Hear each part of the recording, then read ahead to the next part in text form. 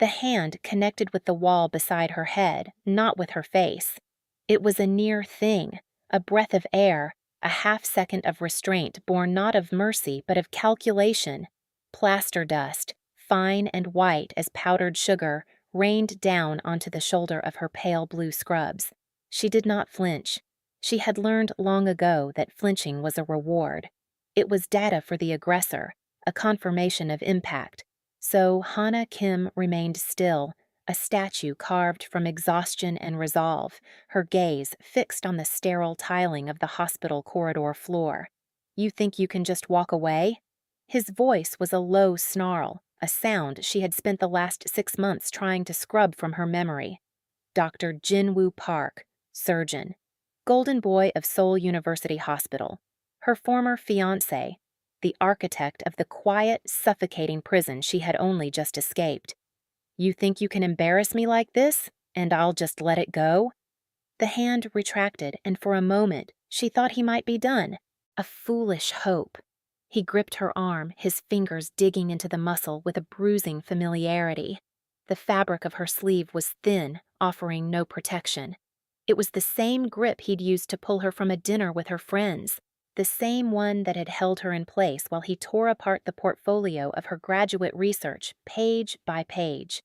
She did not scream. The sound was trapped somewhere in her throat, a hard, useless stone. Around them, the life of the hospital flowed on, but differently. Nurses slowed their pace, their eyes darting away. An orderly pushing a cart suddenly found the opposite wall intensely interesting. They heard. They saw. But Jinwoo was a senior surgeon with a powerful father on the board, and she was just a neonatal nurse.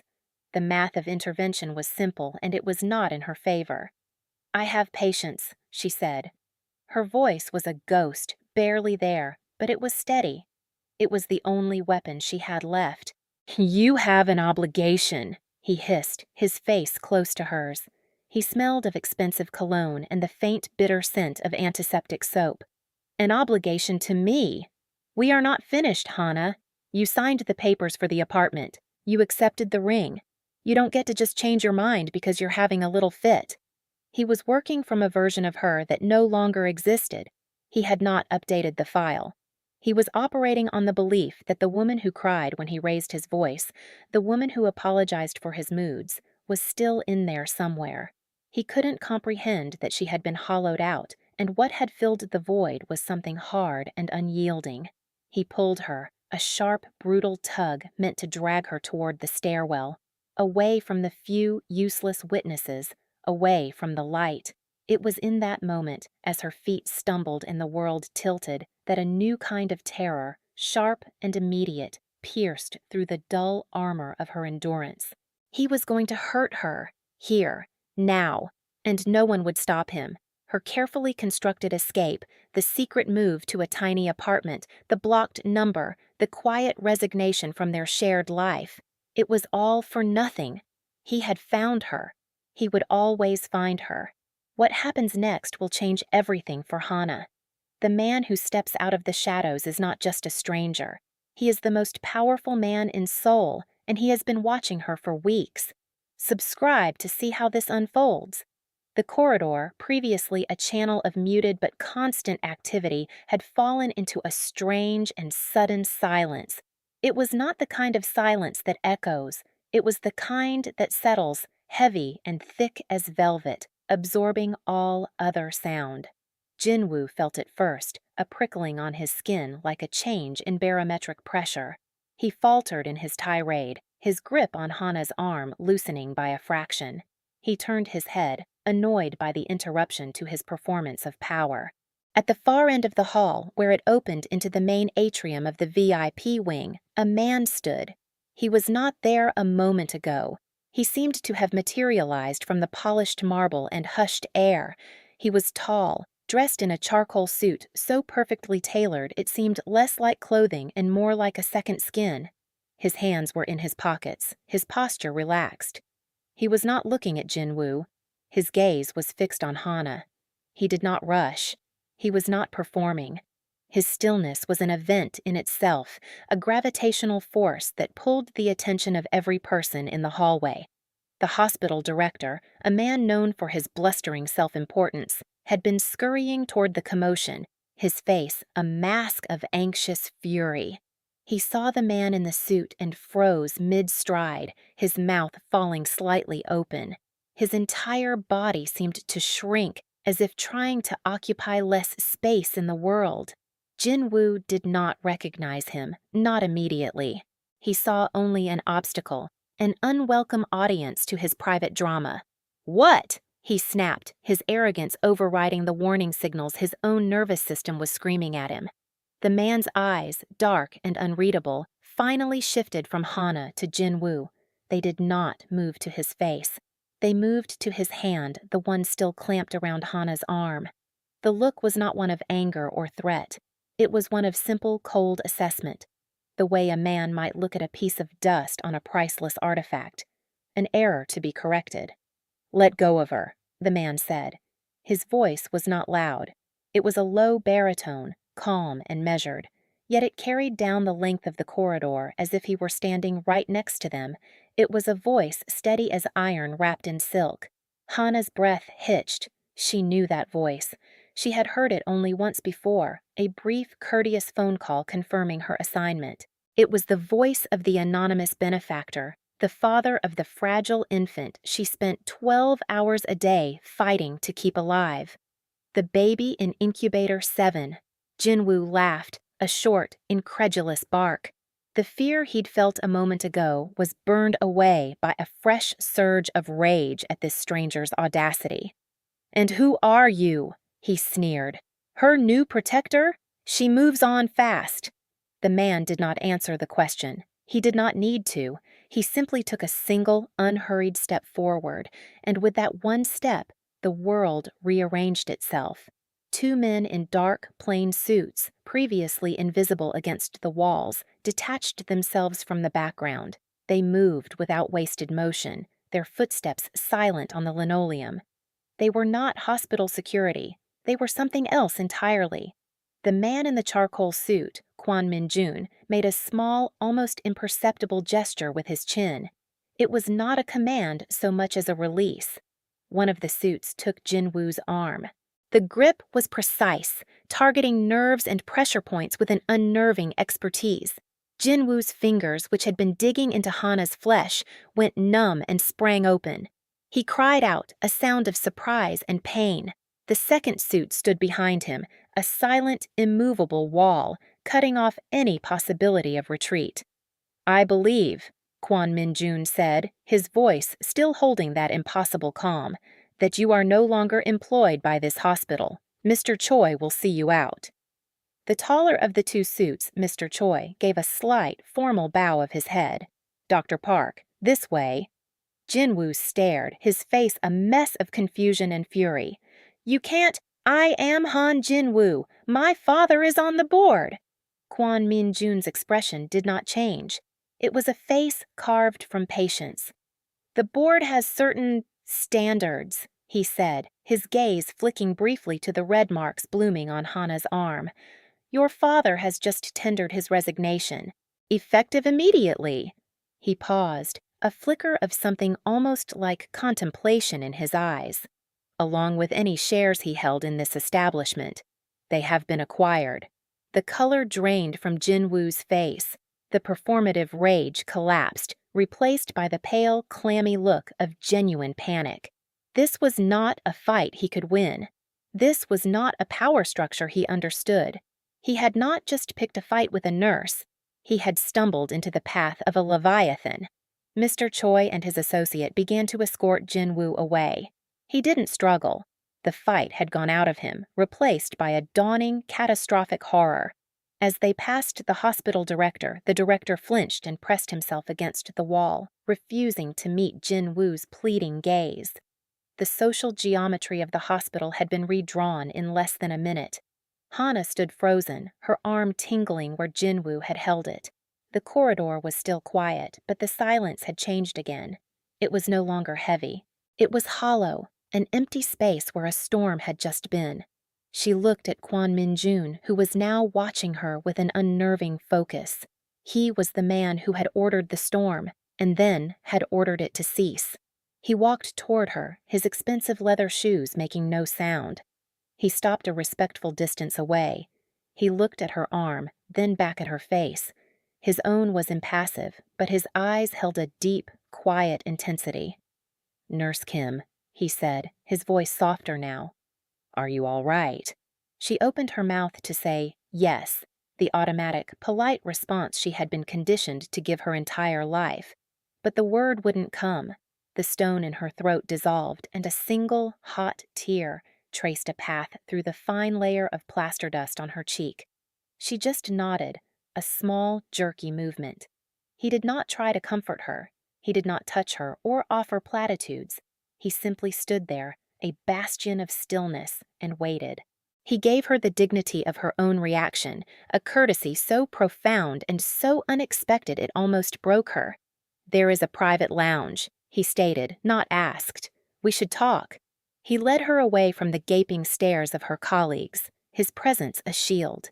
He walked slightly ahead of her, parting the air, and for the first time in a very, very long time, Hannah felt like she could finally breathe.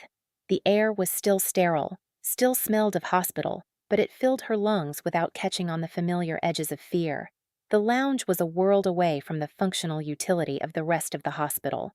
The chairs were plush velvet, the lighting was warm and indirect, and the air was scented with something clean and vaguely floral. A wall of glass looked out onto a small, meticulously manicured Japanese garden. It was a room designed to soothe, a place where bad news was delivered in hushed, expensive tones. Kwon Min-jun gestured to one of the armchairs. Hannah sat, feeling small and out of place in her simple scrubs. He did not sit. He moved to a discreet, built-in counter and poured a glass of water from a crystal carafe, his movements economical and precise. He placed it on the small table beside her. His fingers did not brush hers. The gesture was entirely impersonal, yet deeply considerate. "I apologize for what you just endured," he said, his back to her as he looked out at the garden. "It should not have happened." The apology disarmed her. Men like Jin Woo never apologized. They explained, they justified, they blamed. The simple, declarative statement of regret from this powerful stranger felt more sincere than any tearful plea she had ever received from her ex-fiancé. She began, her voice hoarse. "He was upset that I left." "I am aware of your situation with Dr. Park," Min-jun said, still not turning. "I have been for some time." A cold knot of apprehension formed in Hannah's stomach. "You have?" He finally turned to face her. His expression was unreadable, a mask of calm neutrality. "The patient in Incubator 7, my son, Jay. When he was admitted, I requested the files of all senior neonatal staff. Your file was exceptional, top of your class, glowing recommendations. But your career had stalled. For the past 2 years, you had been passed over for promotions, your name withdrawn from consideration for research grants you were uniquely qualified for. The common denominator in each instance was Dr. Park's influence on the selection committees." Hannah stared at him, speechless. She had known, of course. She had felt the invisible ceiling pressing down on her, had watched less qualified colleagues surpass her. But she had attributed it to hospital politics, to bad luck, to her own failure to play the game. To hear it laid out so clinically as a set of observable facts was both validating and devastating. He had stolen years from her. "I made further inquiries," Min-jun continued, his voice a low, steady monotone. "I learned of your engagement and of its termination. I understand you have been living in a state of considerable distress." He was giving her an incredible understatement. The last 6 months had been a living hell. The constant, untraceable calls, the feeling of being watched, the accidental encounters in the city, the friends who had suddenly grown distant after a quiet word from Jin Woo. He hadn't just been her abuser, he had been the administrator of her isolation. "Why?" she whispered. "Why would you look into all of that?" For the first time, a subtle shift occurred in his composure. A line of tension appeared between his brows. "My son's life is in your hands, Nurse Kim. His mother passed away during his birth. He is all I have. The person I entrust him to needed to be not only the most competent, but also the most stable. Your file showed immense competence, but your circumstances suggested a level of external pressure that could compromise anyone's focus. He paused, his dark eyes holding hers. So, I began to watch. Watch? The word came out sharper than she intended. There is a 24-hour camera feed of the NICU. It is streamed to a secure server. I have access to it. I have been watching you work for the past 3 weeks. I have seen you soothe him when alarms were blaring. I've seen you talk to him for hours when you thought no one was listening.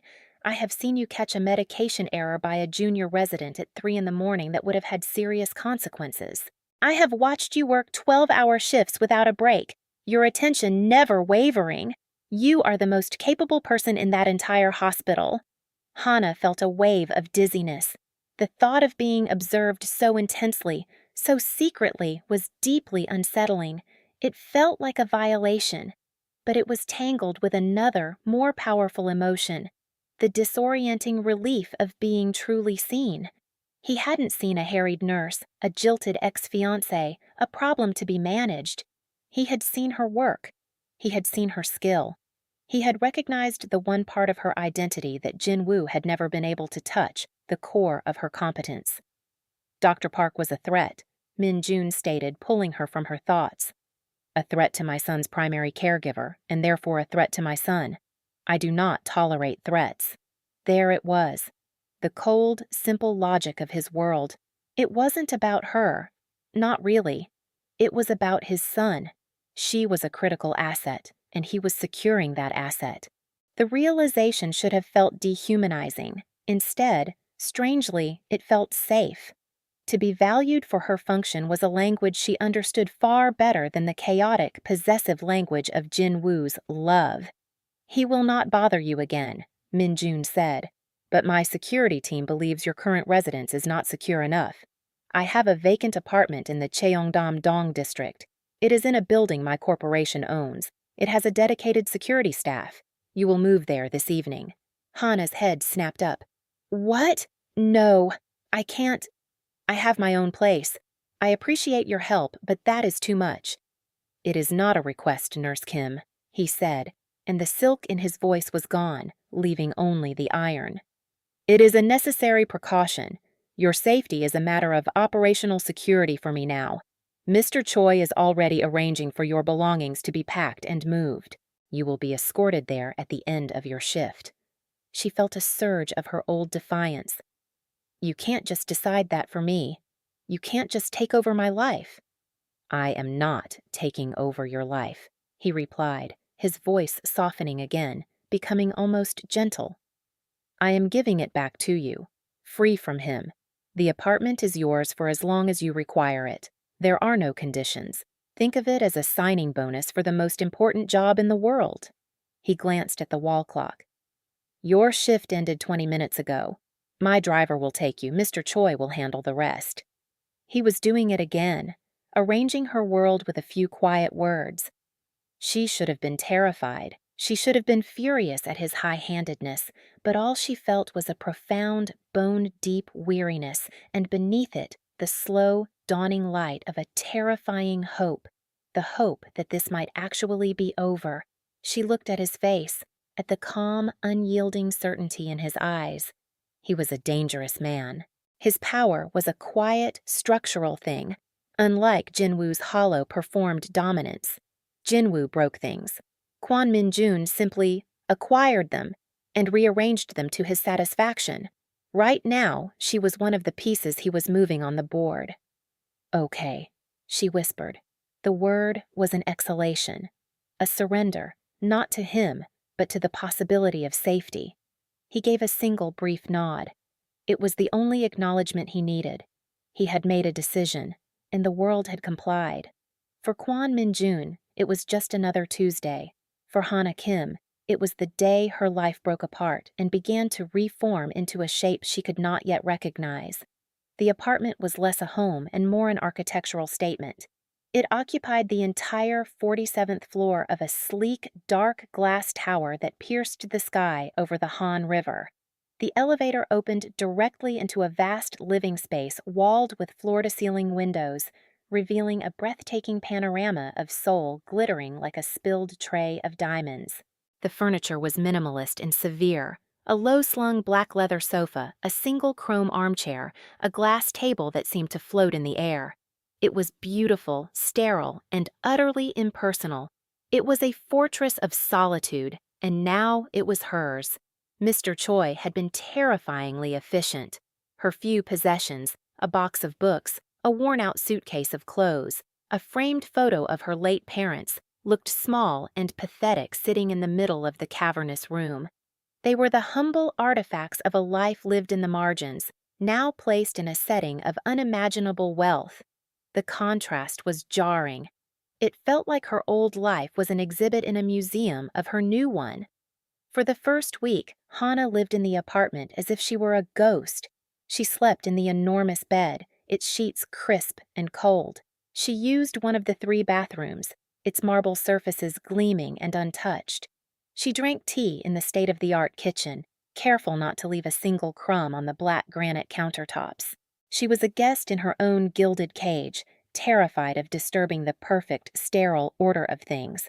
Her life outside the apartment had been similarly rearranged. A black sedan, silent and discreet, took her to and from the hospital each day. A man who introduced himself as part of Mr. Kwan's security team would walk her from the car to the hospital entrance and from the NICU to the car at the end of her shift. At first, the constant presence was unnerving, another reminder of her loss of autonomy. But after a few days, she began to feel the subtle shift inside her. The constant, low-grade hum of anxiety that had been her companion for years began to fade. She stopped scanning every face in a crowd for Jin Woo. She stopped jumping when a voice came from behind her too suddenly. The tension in her shoulders began to unclench, knot by painful knot. Kwon Min-jun did not visit. He did not call. The only evidence of his continued existence was the flawless execution of her new, secure life, and his daily visits to the NICU. He would arrive every evening at 7, just as the shift was changing. He would stand at the viewing window for a long time, watching his tiny son sleep in the incubator. Then he would come in, scrub up, and sit by incubator 7, never touching, just watching.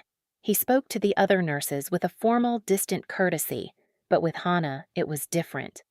His oxygen saturation dropped to 88% for 2 minutes at 14:03, she would report, her voice professional and crisp. But he self-corrected. His response to the new feeding schedule is positive. Min-jun would nod, his eyes fixed on the tiny, fragile form of his son. You adjusted the flow rate of the ventilator. It wasn't a question. By 2%, she'd confirm. His respiratory effort seemed strained. It was a minor adjustment. The resident on duty disagreed with you.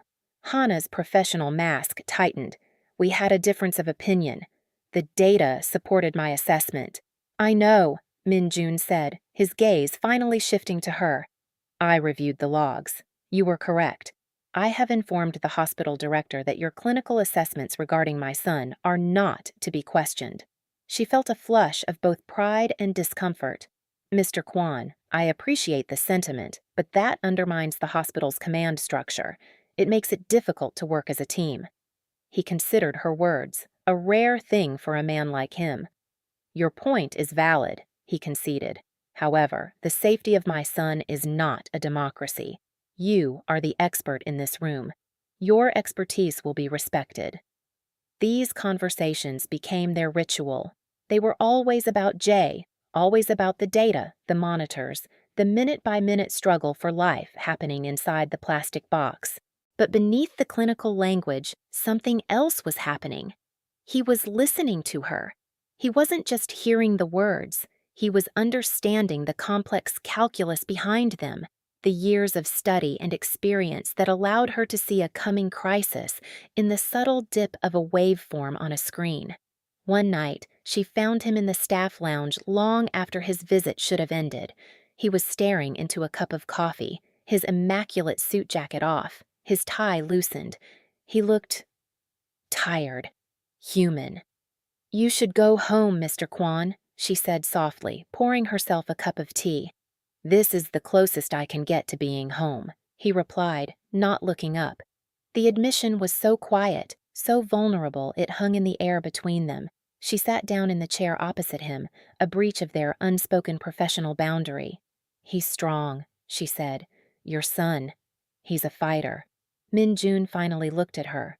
The mask of the impassive CEO was gone. In its place was just a father, terrified and alone. His mother.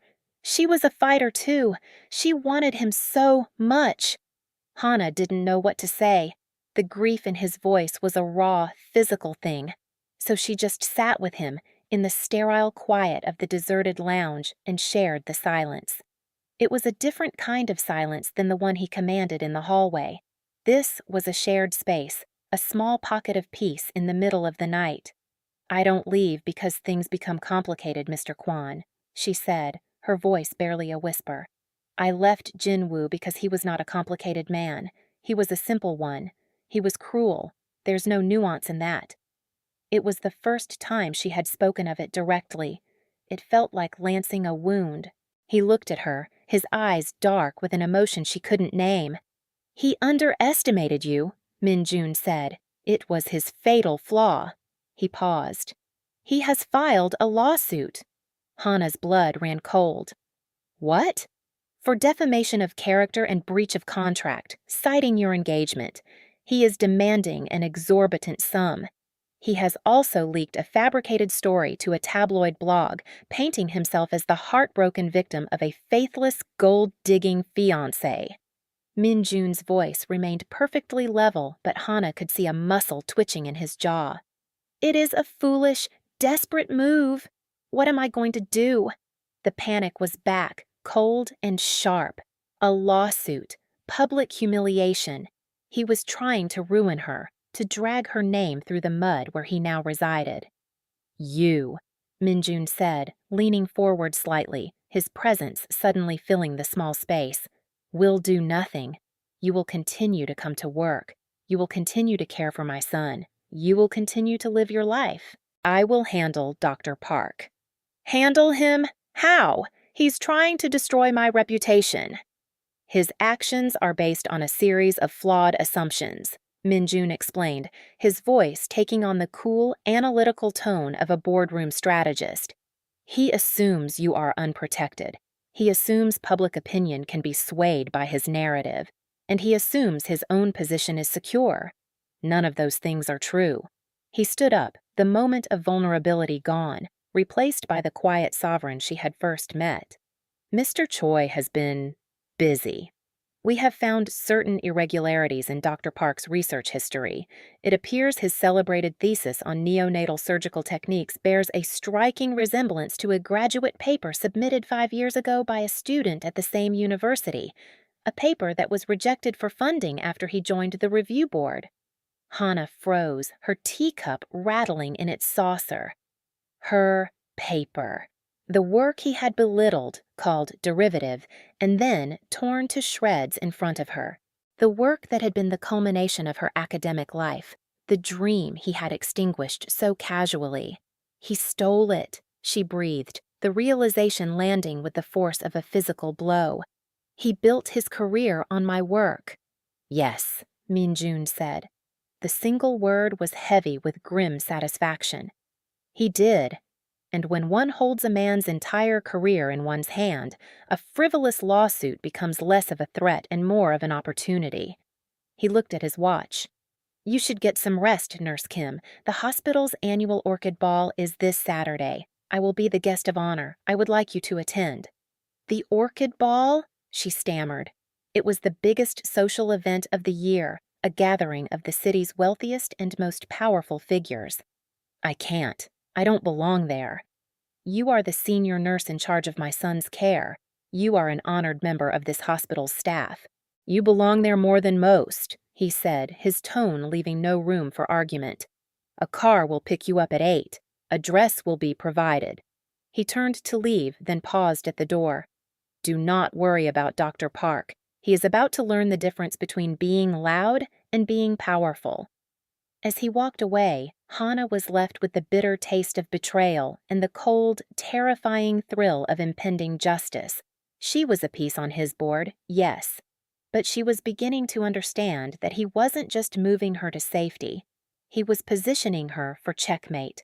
The dress that arrived was a masterpiece of understated elegance. It was a deep, emerald green silk that shimmered like liquid moonlight, cut with an architectural precision that suggested it was made for her and her alone. There was no note. There didn't need to be. The dress was a statement from Kwon Min-jun. You are not an accessory. You are the main event. When Hana looked in the mirror, she saw a stranger. The tired nurse in pale blue scrubs was gone. In her place was a woman of poise and substance, her quiet strength reflected in the rich color of the gown. For the first time, her exterior felt aligned with the resilient core she had fought so hard to protect. The Orchid Ball was being held in the grand ballroom of the Shilla Hotel, a cavern of crystal chandeliers and orchestral music. The air was thick with the scent of lilies and expensive perfume. Hana walked in on Kwon Min-jun's arm, her hand resting lightly on the sleeve of his perfectly tailored tuxedo. An electric current of awareness passed through the room. Conversations stuttered and heads turned. Whispers followed them like the train of a gown. Min-jun seemed oblivious.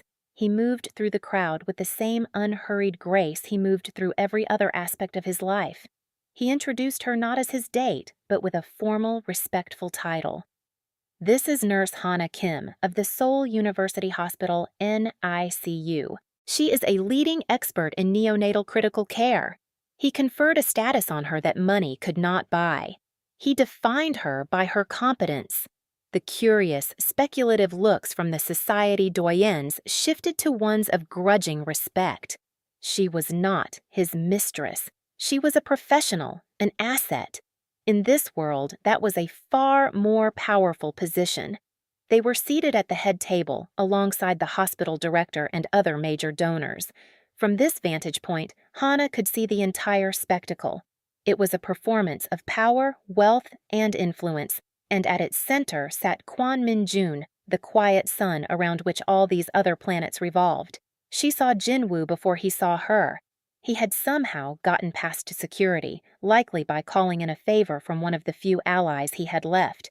He stood near the entrance, his tuxedo slightly rumpled, his face flushed with alcohol and fury. He was scanning the room, his eyes narrowed, a predator searching for his prey. His gaze landed on their table, on her, sitting beside Min-jun. The look on his face was a toxic cocktail of hatred, jealousy, and wounded pride. Hana's hand, which had been resting in her lap, clenched into a fist. The old fear, the familiar dread, tried to rise up in her throat. She took a slow, deep breath, anchoring herself in the present. She was not in a locked apartment. She was not in a deserted corridor. She was in a room filled with 100 witnesses, sitting next to the most dangerous man in Seoul. She was safe. Jinwoo started moving toward them, his path a jagged, unsteady line through the glittering crowd. He bumped into a waiter, sending a tray of champagne glasses crashing to the floor. The music faltered. A pocket of silence spread out from him as people turned to stare. Min-jun did not turn. He continued his quiet conversation with the woman to his left, but Hana saw the subtle shift in his posture. He was aware. He was ready. "Hana!" Jinwoo's voice was a raw shout that sliced through the refined atmosphere. He had reached their table, his hand slamming down on the white linen cloth, rattling the silverware. "What is this? What are you doing with him?" The hospital director half rose from his chair, his face pale with alarm. "Dr. Park, this is a private event. Stay out of this!" Jinwoo snarled, pointing a trembling finger at Hana. You owe me an explanation. You owe me everything. I made you, and you leave me for this old man and his money?" His eyes were wild, his carefully constructed mask of the charming golden boy completely shattered, revealing the ugly, pathetic rage beneath. Hana looked at him, and for the first time she felt nothing. No fear, no anger, only a distant clinical pity. He was a supernova of ego collapsing in on himself. "You have an obligation to me," he screamed, his voice cracking. He lunged, reaching for her arm, repeating the gesture that had started everything. He never touched her. Kwon Min-jun moved with a speed that was shocking in its fluid precision. He was on his feet, his body positioned between Hana and Jin-woo, his hand closing around Jin-woo's wrist. It was not a violent movement. It was a simple, definitive interception. "You are mistaken, Dr. Park," Min-jun said, his voice a low, lethal calm that cut through Jin-woo's drunken shouting. The entire ballroom was now silent, watching the drama unfold. "She owes you nothing." "She is my fiancée," Jin-woo spat, struggling against Min-jun's grip, which was as unyielding as forged steel. "She is the woman whose research you plagiarized to build your entire career," Min-jun replied, his voice still level. He released Jin-woo's wrist and casually straightened his cufflink. "The research for your celebrated paper, Innovative Surgical Approaches in Neonatal Tracheal Reconstruction. A brilliant piece of work. Or it would be if you had written it." A collective gasp went through the room. This was better than gossip. This was a public execution. "That's a lie!" Jin-woo choked out, but the denial was weak, panicked. "Is it?" Min-jun tilted his head. "My legal team has spent the last week conducting a thorough review. We found the original draft, time-stamped and digitally watermarked, on a university server. It was submitted 5 years ago by a graduate student named Hana Kim.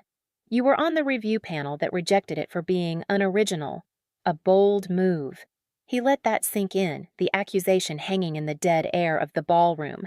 Then he continued, his tone conversational, as if discussing the weather. "Your lawsuit against Miss Kim was also a bold move. It prompted me to look more closely at your financial situation. Your father's clinic, for example. It seems to have been leveraged to an alarming degree. I believe the Seoul Mutual Savings Bank held the majority of that debt." Min-jun paused, a glint of something cold and final in his eyes. "They no longer do. I had my acquisitions department purchase it on Monday." Jin-woo stared at him, his mouth agape, comprehension dawning with sickening slowness. "The research firm you consult for, Med Innovate," Min-jun went on, "the one that pays you that handsome annual stipend? A hostile takeover was completed yesterday afternoon. They are now a wholly owned subsidiary of my company, TK Group. Your consulting contract has been terminated, for cause." He took a small step closer, lowering his voice so that only those at the table could hear, but the intensity of the confrontation broadcast itself to the entire room. "And finally, the building your family lives in. The prestigious Ramian Tower. A beautiful property. My real estate division closed on the purchase this morning. The eviction notice for non-payment of your father's now recalled loans will be served on Monday. Your lawsuit, Dr. Park, was the trigger for all of this. You provided the legal justification for me to examine and dismantle your entire life. You should have stayed quiet. You should have accepted your loss." Every word was a nail being hammered into the coffin of Jin-woo's life. The swagger, the arrogance, the rage, it all evaporated, leaving behind a hollow shell of a man. His face, which had been red with fury, was now the color of ash. His body began to tremble, not with anger, but with the seismic shock of total ruin. "No," he whispered. It was the sound of a building's foundation giving way. "No, you can't." "I can," Min-jun said simply. "I have." Jin-woo's legs buckled. He fell to his knees on the polished marble floor, a marionette with its strings cut. He looked up at Min-jun, his eyes wide with a terror so profound it was almost primal. He was no longer looking at a rival. He was looking at a god, a remote and merciless deity who had passed judgment. Then he broke. A ragged, keening sob tore from his throat. He buried his face in his hands, his shoulders heaving as he wept, not with remorse, but with the agony of a narcissist who has been forced to see his own reflection in the rubble of his life, not because he was sorry, but because he was caught. Mr. Choi and another security professional materialized at his side. They lifted him to his feet with practiced impersonal efficiency and began to guide his stumbling, sobbing form out of the ballroom. No one spoke. No one moved. The only sound was the pathetic, gulping sobs of the man who had just lost everything, echoing in the cathedral of his own public humiliation. If you believe Jinwoo got exactly what he deserved, drop a fire emoji in the comments below. And if you haven't subscribed yet, now is the perfect time. Hit that button so you never miss what comes next. When the doors finally closed behind him, a profound silence held the room in its grip for a long moment. Then, Kwon Min-jun turned, not to Hana, but to the stunned audience. He walked calmly to the podium at the center of the stage, the spotlight following him. He set aside the prepared note cards that held his keynote speech. He looked out at the sea of powerful, wealthy faces. "Good evening," he began, his voice once again calm and resonant, filling the silent hall. "Tonight, we are here to celebrate this hospital. We celebrate the donors, the administrators, the builders. We celebrate the structure. But we often forget to celebrate the foundation upon which that structure is built." He paused, his gaze sweeping the room. The foundation is not concrete or steel. It is people. It is the quiet, tireless, brilliant people who work in the trenches, far from the galas and the boardrooms. The ones who work for 12 hours under fluorescent lights, making life-or-death decisions with a grace and competence that we, in this room, can scarcely imagine. His eyes found Hana, still seated at the table. He was not looking at her as a lover or even a protector. He was looking at her as a colleague, an equal. He was looking at her with profound respect. "For the past month, my son's life has been in the hands of such a person," he continued, "a woman of incredible skill, integrity, and resilience. A woman who was systematically undervalued, whose brilliance was suppressed and stolen by lesser men who feared it. We just saw one of them leave." A murmur went through the crowd. He was not just ruining Jinwoo, he was rewriting the narrative, centering Hana as the hero of the story. "The work that formed the basis of Dr. Park's fraudulent career," Min-jun announced, his voice ringing with authority. "The research into neonatal surgical techniques was, in fact, authored by nurse Hana Kim. As the new owner of that intellectual property, I am pleased to announce that my company, TK Group, will be funding a new independent pediatric research foundation. It will be granted an initial endowment of $500 million. The silence was broken by a wave of astonished applause. "And," Min-jun finished, his gaze locked on Hana, a small, almost imperceptible smile touching his lips, "I would like to introduce you to its inaugural director, the most capable person I have ever had the privilege of observing. Ladies and gentlemen, please recognize the true architect of this work, Director Hana Kim." He began to applaud, and as he did, the entire room rose to its feet. The sound was deafening. It was a wave of validation, of recognition, of justice. It washed over Hana, and for a moment, she felt as if she might drown in it. The woman who had been made to feel small, invisible, and worthless was now being given a standing ovation by the very society that had once ignored her. She looked at Kwon Min-jun, who was still looking at her, his applause steady and strong. He was not just giving her a title or a job. He was giving her a platform. He was giving her back her name. Later that night, long after the last of the guests had departed, they stood on the private balcony of his penthouse suite, high above the sleeping city. The noise and the chaos of the evening had faded, leaving only the cool night air and the distant rhythmic hum of Seoul. Hana was still in the emerald gown, a glass of champagne, untouched, in her hand.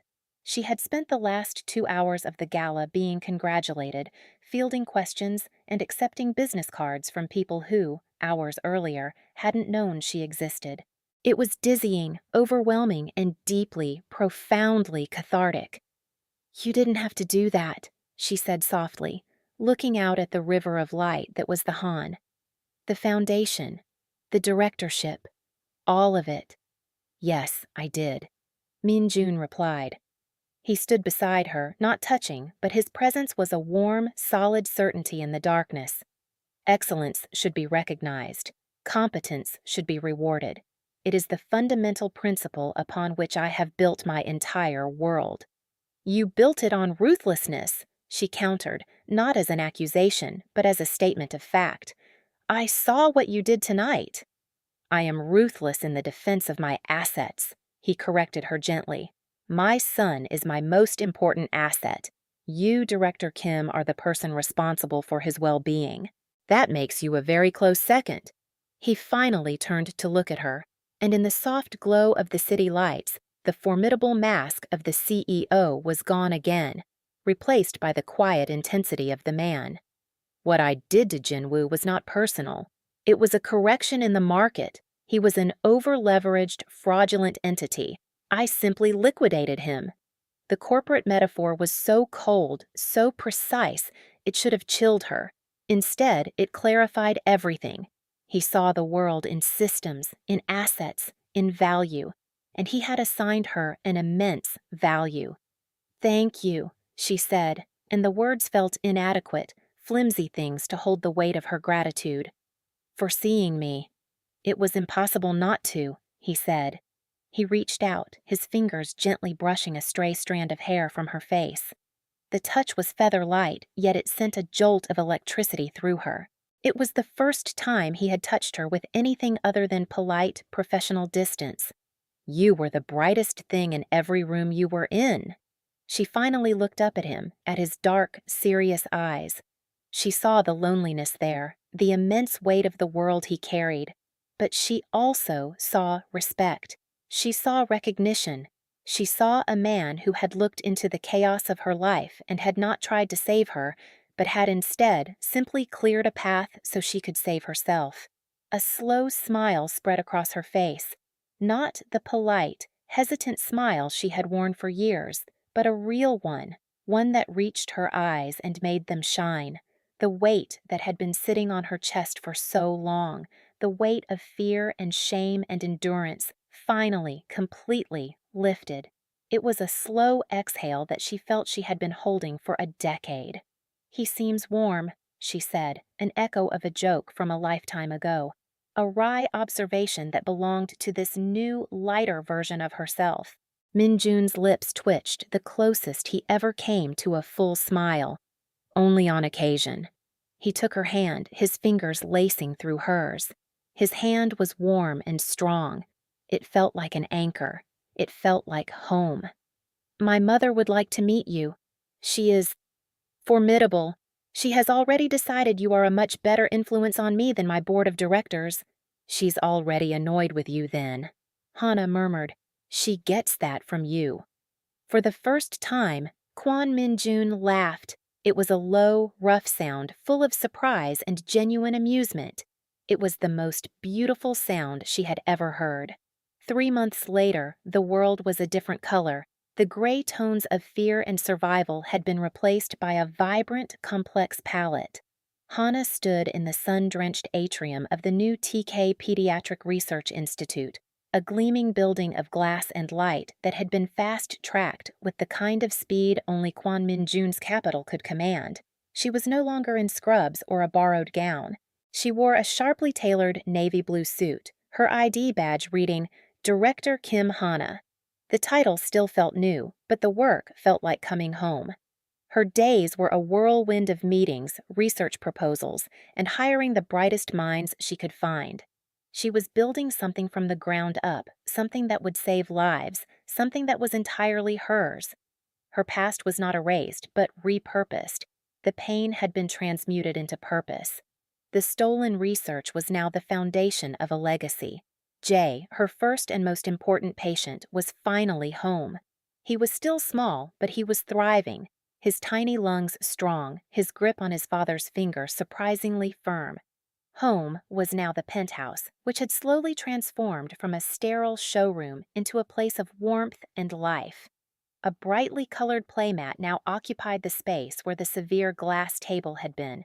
A mobile of smiling whales hung over a bassinet in the corner. Her books were no longer in a box, but filled a new bookshelf next to his collection of economic histories.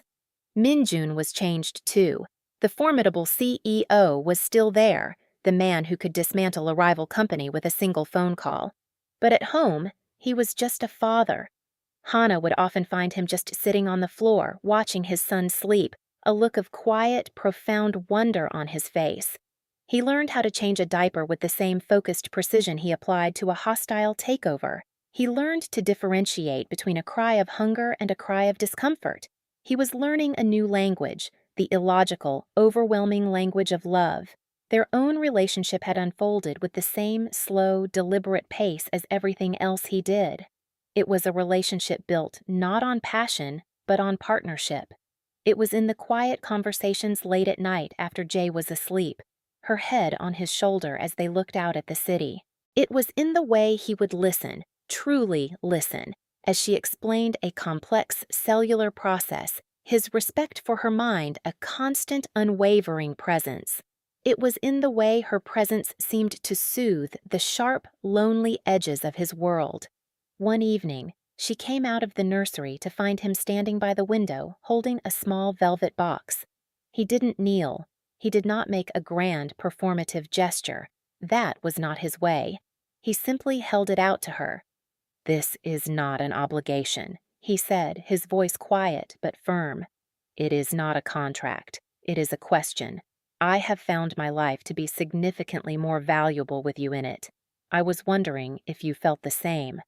She opened the box. Inside was not a diamond. It was a simple, elegant platinum band, engraved on the inside with the coordinates of the NICU, where they had first truly met. Hana looked from the ring to his face, at the man who had seen her at her lowest and had recognized her worth. The man who had offered not a cage, but a kingdom. The man who had become her partner, her friend, the father of the child she had saved, and the family she had never thought she would have. She didn't say yes. She simply took the ring, slid it onto her finger, and then took his hand, lacing her fingers through his. It was a perfect fit. They stood there together, a complicated, unconventional family, forged in crisis and built on a foundation of mutual respect and quiet, unwavering support. The city lights glittered below, a silent audience to their new beginning. It was not a fairy tale ending. It was something far better. It was real. Some people will take your silence for weakness and your grace for compliance. They will underestimate the steel in your spine because you do not announce its presence. But true strength isn't loud. It's the quiet, unwavering endurance of a nurse under fluorescent lights. It's the calm, decisive power of a man who moves worlds without raising his voice. And it's the profound peace that comes when you finally find the person who sees that strength, not as a threat, but as a mirror to their own. What did you think of Kwon Min-jun's ultimate revenge? Tell us what you think he should do next in the comments below. If this story of justice and vindication moved you, please hit that like button right now. It truly helps our channel grow and bring you more stories like this one. And if you haven't subscribed yet, what are you waiting for? Hit that button and ring the bell so you never miss what comes next. A new storm is brewing for a different kind of underestimated woman, and a king from the shadows is about to make his first move. The story of the Shadow King is coming, and you won't want to miss it.